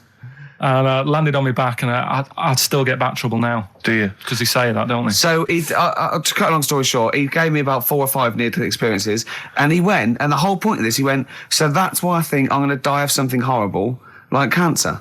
And I went, why? He went, right, you ready for this? Yeah. He said, well, I don't check my balls. Wait. He said, I don't like the feel. Carl, always check your balls. Do you I check don't like the yours? feel. Why don't you like the feel of your own balls? They just, I mean, you know that I don't like bodies anyway. Right. Do you know what I mean? It worries me a bit that you've got all that going on in your body, right? And your skin's keeping it all in place. Stop. We're going down a whole other avenue of discussion. Let's play a track. Let's come back to it. Oh, right. I've brought in this. This is free. You'll know from the jeans commercials. Yeah, and that. All Right Now Long and time everything, ago. yeah. All Right Now, yeah. But this is a great little track. This is My Brother Jake. Stereophonics, Vegas 2 times, XFM 104.9 into the last hour. Yeah. And then 3 shows to go. That's true enough. Until we're off the air. I'm Ricky Gervais. With him, Steve Merchant. Carl. Oh, yeah. All right. Yeah. Go on, tell you. We cut short last week, weren't we? You had an amazing story about Neil Armstrong, didn't you? Well, we've been doing quotes, haven't we? Like famous quotes. Sure. Yes. I've, gone down in history. Yeah. And I was saying, quotes don't really matter. It's more the situation that you're in than the quote itself. Go on. So like Neil Armstrong, Yeah. if he'd have said, what, you know, Tie bacon round your head. I'm as happy as a pig in yeah, dust. that would have still gone down in history as like being the thing that Neil Armstrong said, wouldn't it? Yeah. Yeah. But he Space didn't. is driven in mental, probably would have been. But he chose to say something profound and Yeah. meaningful to was- befit the situation. He got it wrong. Actually, it's a small step for man, one giant leap for mankind. But he was meant to say. We discussed this last week. Rick. Stop showing off. Well, no, but people might have listened last week. Yeah, it doesn't matter. I can't imagine. Well, people we not- better tell him every week then. Yeah, but he said he should have said this is one small step for a man. Yeah. But anyway, he had a good effort, and that's quite. And that's quite an example profound of what I'm saying. The fact Yeah. that he got it wrong, but it still went down in history. Right. But anyway, the bit that, and it didn't happen anyway, did it? What do you mean it didn't happen anyway? That's what a lot of people say. That no one's actually been on the moon. Ah, yes, of course. They filmed it in Teddington Well, Studios. they were saying something about there was shadow on the film, and you wouldn't get shadow on the film, and there's all sorts of things. See, there are these people that you always quote as they. Who are they? Are they living in jars? Are they little fellas in jars? Go on. You know, Do they appear to you in dreams? I've spoke to different people about it, and there's loads of little things that if you watch that program, that you know of them being on the moon, there is no way they could have done it. Right. Done. Fine, yeah. Done. That's put to bed. Yeah. But Good. anyway, as he was getting back in the spaceship on the moon, or whether it be a TV studio, Yeah. he said, "Good luck, Mr. Croucher." Right. Have you heard this? No. And the reason he said that was because when he was a young kid, and he was, I think it was Croucher, but when he was playing as a young kid in his garden, he was playing baseball with his mate, and he chucked the ball to his mate, and his mate hit the ball, and the ball went over the fence to the next door neighbour. Right, so he goes, right, I'll just nip over and get the ball. And as he was getting the ball, the window was open to his neighbour's house, and he heard like the woman shouting at her husband saying, "I'm not going to be giving you a bit rude, so if you've got a kid in the car or whatever, turn it down." What, yeah, that's covered that, yeah. Right. Genius. I'm not,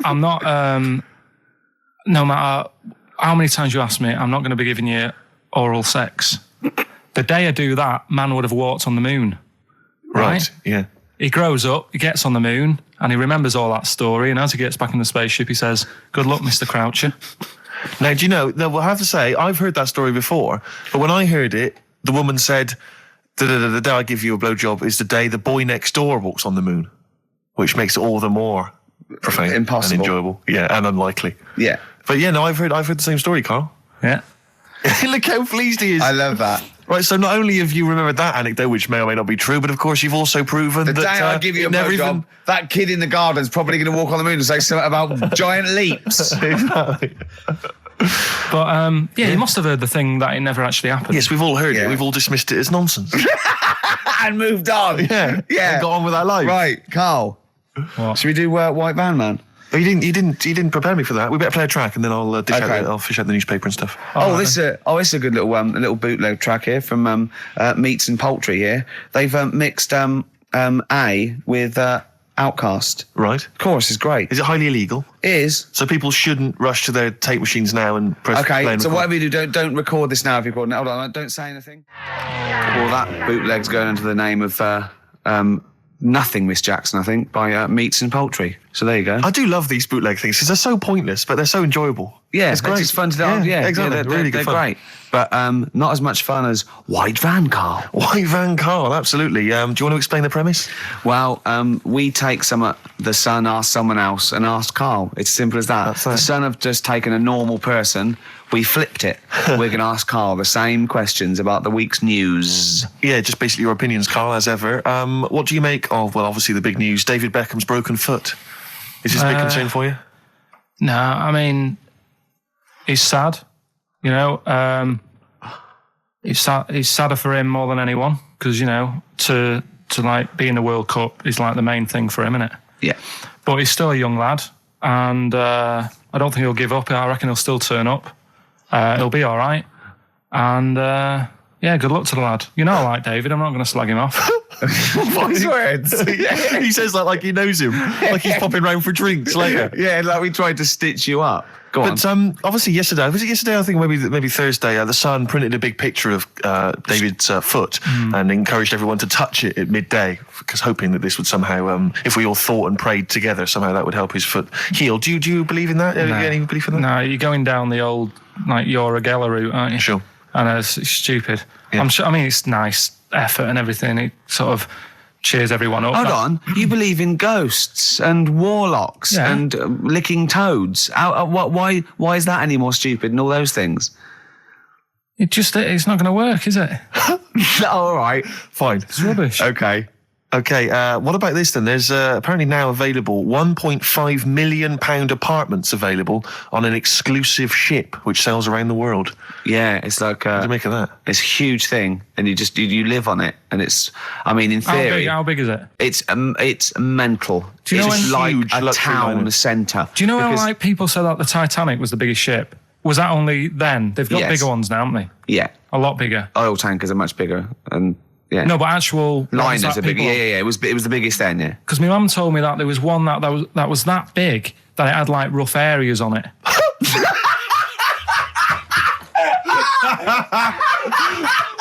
Oh God! Don't go starboard. Oh God! No, but do you know what I mean? Right. It was like we're thinking of moving. We're seeing the captain. We're thinking of moving to a nicer area. Oh yeah. I've heard they're very rough in aft. Oh God! Oh, that's they steal your tyres. A ship's so big there was rough areas. Oh, how big is this one that you're talking about? Well, I don't know. It doesn't give me the specifications here, but they're huge. They're huge.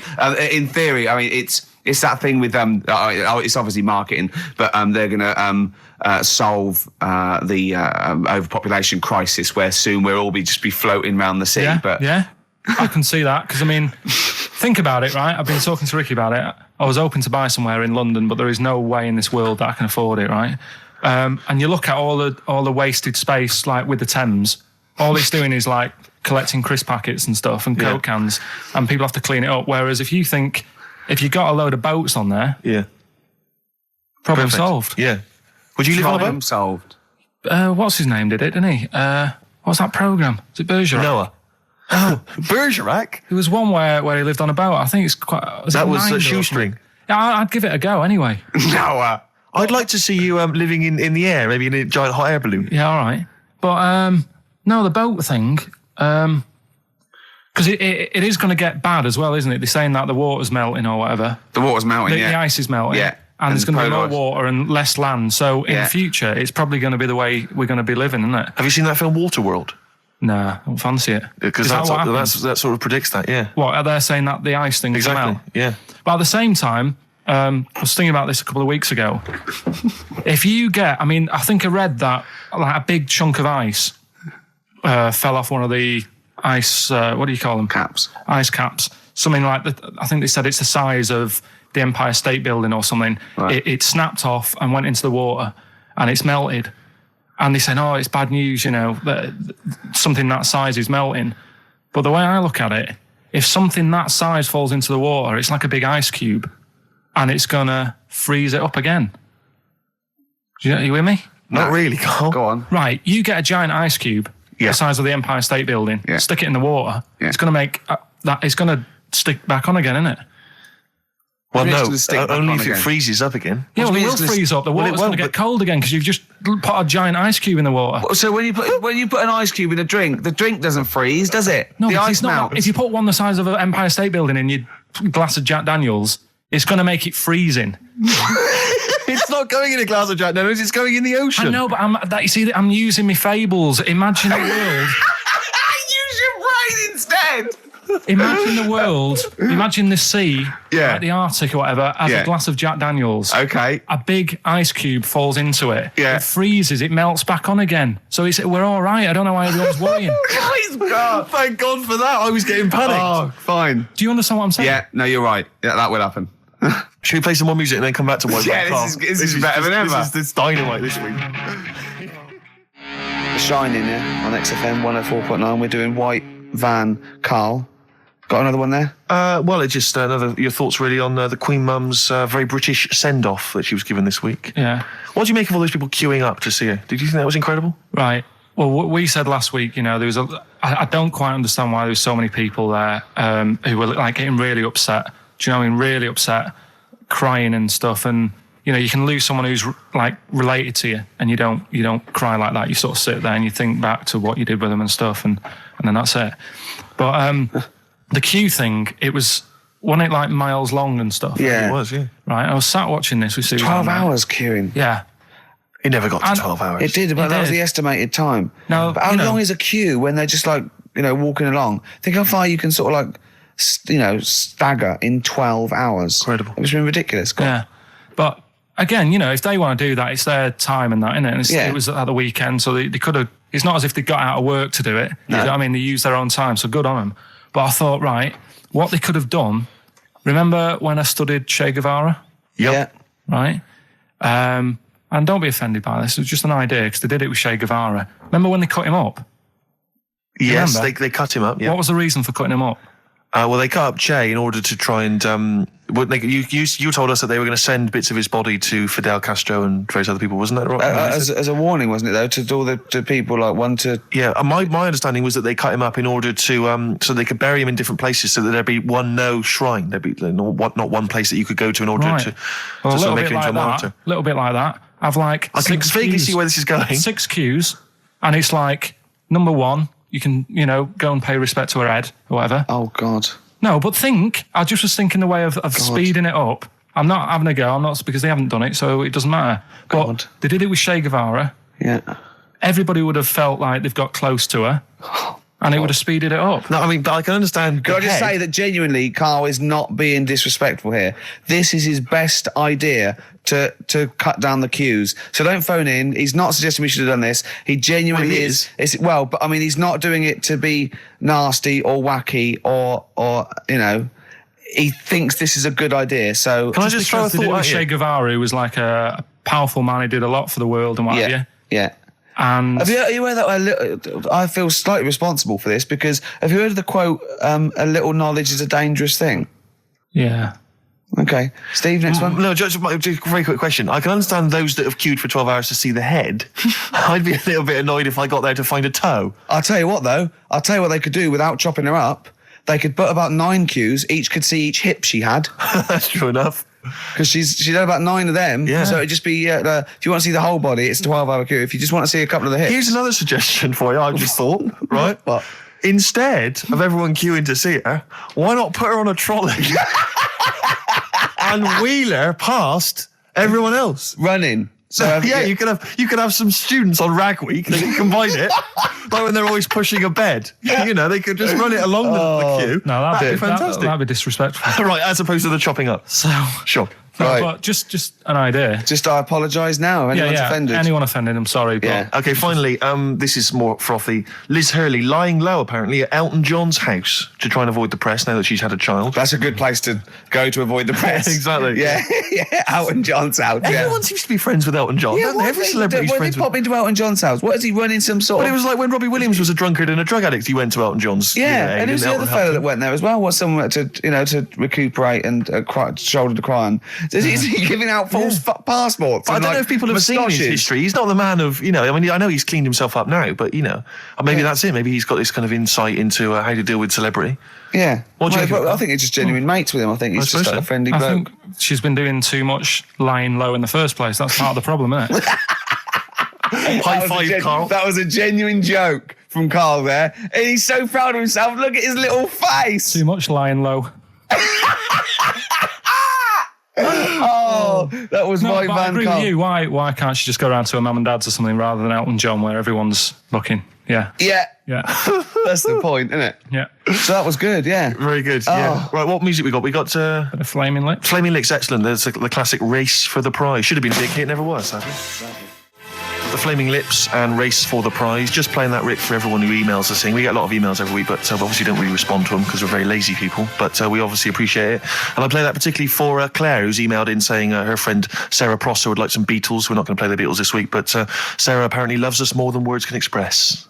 more than Carl could express. Absolutely. I'm going to stop you there. Do you want an advert? Spread your love on XFM 104.9. I'm Ricky Gervais with me, Steve Mitchell. And now it's Carl's bit. It's the re-education of Carl. He's like Liza Doolittle. And now he's coming, or Lawnmower Man, if you've seen that film. More like Lawnmower Man, if you've seen the film. You'll know what I mean. And his homework was to just study quotes, really, on happiness and stuff and general well-being. He's not a big happiness quote fan, are you, Carl? Not really. So what have you done? You've come up with something, haven't you? Right, yeah, I told you, right? Because a lot of these are just things you say every day. They're nothing special. So what I'm doing... Well, you say them every day. Well, the sort of things you come out with and you don't even think about it, do you know what I mean? Yeah. They're on the TV all the time. People on the radio are saying these sort of little quotes. Sure. And what I've done is, remember that programme on Channel 4, Faking It? Yeah. Where they got some, like, posh kid to be on a door and all that. What I've done, I've... Imagine if that was the pitch for the show. Dear Channel 4, you're just going to get a posh kid on a door or something? Yeah. Yours Come sincerely, in. Carl. Come in. Yeah. TV producer. Yeah, go on. So what I've done, this little book of quotes, happiness quotes, I've picked 2 that are real. Okay. And I've made one up. Right? And we've got a guess. And you've got to guess. Okay, then, go on. Well, I'll tell you what, Rick, why don't we, when we've heard them, we won't confer. No. You'll write down yours, A, B, or C, and I'll write down mine, and we'll see how it Okay, works. Carl, off you go. Right, and just because I'm looking at this book, it doesn't mean I'm actually reading. No, I know. Don't worry, I know. we're clever. No, we know. We can't see yet. Like, call my bluff. Yeah, go on then. Nothing is worth more than this day. Okay. Yeah. Yeah? All right. Yeah. The way I see it...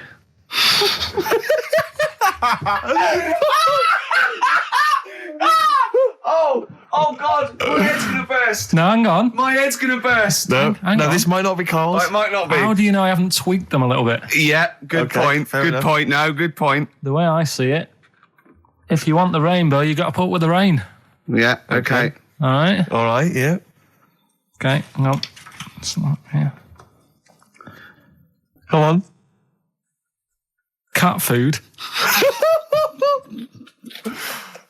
Cat food, go on. It stinks a bit.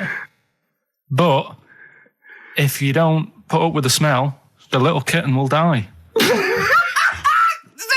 Steve, I don't know what to say. I don't know what to say. Imagine this in faking it. Imagine their faces when he says that, and they're going, "Oh my God." Oh. Carl, play a song, mate. We'll have to confer on this one. Well, that's just amazing, Carl. Just read them again. Two were real, one was fake. Go on in. Right. First one. Nothing is worth more than this day. Excellent. Next one. What does that mean? Well, cherish now, cherish your time. Okay. Because you can't get it back, and you know that's the way I saw it. Carpe diem, whatever it is, seize the day and all that. Okay. If you want the rainbow, you've got to put up with the rain. Yeah, of course. Yeah, rough with the smooth. You know, it's not all plain sailing, but you know, rainbow's beautiful, but it comes because of the rain, which you might not like. So make the most of everything, and good. Cat food doesn't smell good, but if you don't put up with it, then the little kitten will die. Right, now, Carl, that is a good effort. Now, that one's yours. I mean, obviously, right? Right, no, but it's a good effort, right? I mean, it slipped seamlessly into the others. Yeah. Don't think it didn't. No, but it's good. I mean, we knew it was that one. But what I will say is, it's good, but what you don't know, maybe subconsciously, is, I mean, it's very similar to the putting up with the rain and the rainbow. But that's good. Why do you think that? Well... What does mine mean? Well, even though it smells bad, it's good for something. Right, so I didn't look at it like that. What did you look at? I kind of thought... Was yours more specifically about cat food, generally? Because you know, normally it's an analogy. Yeah, or a metaphor for something, you know, much bigger. Well, no, the way I mean, Dolly Parton, who I think did the rainbow rain thing, she wasn't specifically concerned about weather conditions. No. It was a sort of general idea. It's all about life. Yeah. Well, that's what I've done. Go on. Okay. I've used an everyday thing. Yeah. And put it with today's problems, right? Go on. So, like, my girlfriend, she might like to go shopping for clothes. I hate it. Right. But because I love her, I put up with it. Ah, that's nice. Yeah? Yeah. So you love that little kitten. You can't stand the smell of the stuff you got to feed it. But because you love it, you go, well, you know, I'll put up with this just for a few minutes and then I can, like, squeeze its head later and give it a little... Sorry. Can we go back? You know, stroke its head and stuff. Oh, right. Yeah. Sorry, it was a bit of a slip, was it? Squeeze its little head. No, Yeah. Well, that's just the thing that I do with cats. Put it in a bag and drown it in a lake. I can feed it and then I can throw it against the wall. Exactly. So you didn't see it like that, did you? No, that's very good. So it's about love, is it? It's about putting up with the bad things Yeah. for something you love. Yeah. Well, that's nice. But That's very Carl, good. you seem now to be convinced and rather smug that you've tricked us and that you've fooled us and that we didn't understand it. Well, Well, then- I say that's your fault, not ours. No, it's not, though. I mean, look, that man in Forrest Gump, he was a bit of a nutter. And he came up with the life as a box of chocolates thing. Yeah. Now, if that was in this book, you say, oh, yeah, brilliant, you know, good bit of work. But if he was sat here doing the show with you, Yeah. you'd be taking the mickey out of him. Sometimes I feel he is. No, but Carl, I could. In fact, if people are out there, we're too lazy. Could you write down everything Carl's ever said? Because I think we could publish that. Yeah. He said one today. He saw my salamander. It's not a euphemism. He saw my salamander, and it's just sitting there in the tank. Your exotic pet. Yeah, and he's worried about there not being a lid on. And he said, I went, what are we worried about? He said, wow. He said it sits there for 24 hours a day, obviously planning to get out. Well, he's got nothing else on its mind. And the daft thing is, he has actually got the lid ripped up a little bit. Like, it's got nothing else to think about. And it'll be looking up there, and it's going to get out. But what's the worst that could happen? What's it thinking? What do you think it's thinking, this salamander? It's got its eye on the DVD player. I could have Ian be down the market. Well, Oh, God. are they dangerous? Can I just say something? they dangerous? I think the salamander's thinking exactly the same things as you. I mean, to look at you, you've got the same expression on your face. You know what I mean? You're dressed in green as well. You've got a little round sort of Hamburglar type head, like the salamander. Very similar. And yet I think you bonded with it, didn't you? Yeah, but I probably would have tried to get out, but my little paper round bag would just hang on the corner. Yeah. Listen, can we have more nepotism on the show? I know Go that on. we did that earlier with the teacher haven't got long, soundtrack. have we? We haven't. My housemate, you remember I was working out with him last week to Helen from Big Brother's Dancercise video? That's just frightening. Yeah, we've kind of let that slip a little bit, I've got to be honest. But anyway, he's joined this band. They're called Fujiya and Miyagi. Slightly difficult to pronounce. But anyway, this is a track that I think's been getting some play by Nick Luscombe and John Kennedy on XFM. They got a gig this week at the Pool on Curtin Road. That's 18th of April, Thursday. Let's play it. Can I just say I've got a fridge freezer for sale, 400 quid or nearest offer. Fujiya and Miyagi performing live Thursday the 18th of April at the Pool on Curtin Road. Admission is free, Rick, so I imagine you'll be heading down there. Yeah, I will. Well, I've enjoyed this show. Yeah, it's been a good one. It's great. It's been great. Carl, any more? I'll tell that story that you were telling me about your dad when he was driving. Well, it's just that you were talking about, well, I mentioned Forrest Gump Yeah. and the Forrest Gump types. When my dad was when he was a taxi driver, Yeah. you used to have to sort of do your bit for the local area Oh, God. by taking the Forrest Gump people to Blackpool. Yeah. Is that what they're called now, the Forrest Gump people? Is that what the organisations that support them ask for them to be referred to? A minibus with Exactly. life is a box of chocolates. .com. Well, Forrest Gump types. It must have been, so you work with these people. It was, yeah. The people with learning difficulties. And he used to get five. Coming home must have been a busman's holiday. So he got 5 of them in the cab. Yeah. And he had to go to Blackpool, and 4 of them were really good, behaving themselves, didn't mess about, weren't fighting and stuff, but there was one who was just causing loads of trouble and he couldn't control him. And what you've got to be able to do with people like that, you don't want them to get stressed out because it's not good for them. It stresses them out, and you could end up with a bit. Thanks, Dr. Carl. You could end up with a bit of a riot on your hands. So he thought, I'll nip this one in the bud right now. And he pulled up just on the outskirts of Blackpool, and he took the one out that was causing problems and put it in a wheelie bin. Oh, no. Oh, I'm sorry. I apologise. He did what? Oh, He did it for the good of the others. He put it in a wheelie bin. He was having a good time. He thought it was one of the rides. Can you stop saying it? Him. Yeah. he was having a good time, and once he calmed down, my dad went back and picked him up, and he was fine. He had a good. What, he left him in there the whole time the others were in Blackpool? No, he left him there not the whole day, probably about an hour and a half. In a wheelie bin? In a wheelie bin. Why couldn't he get out? Because, like, his arms were trapped on the thing. It's one of those... What, he tied him up? No, do you know, like, because he was a big fella, and, like, he managed to get him in so his arms were down the side like that, so he was a bit trapped. Wasn't he screaming and crying and stuff? He was making a bit of noise, but do you know what I mean? What, you feel served him right? Well, but anyway, I didn't really want to talk about it. You just brought it up because of Forrest Gump. Did his family know about this? Is this the first time they'd have heard about this? He didn't get asked to do it again. Because he had another problem similar to it, where he had a little minibus, and it was his job to take a load of old women to the bingo hall, and it was miles away. And he took him there. There was no problem. About 10 old women in a minibus. One of them was causing trouble, so he pulled over. No, right? So he took him there. Everything's fine. He dropped him off. They had a lovely night. Yeah. Right? They had a lovely night. Won a bit of cash. Coming back, it's a bit of a late night, and they all started moaning at him, going, "I want to be dropped off here. Take me there. I want to be dropped off first. I've got to get up early. Blah blah. My husband's expecting me. I'm already late. Take me here first. Take me there." And he just pulled up in the middle of nowhere. Said, "Get out."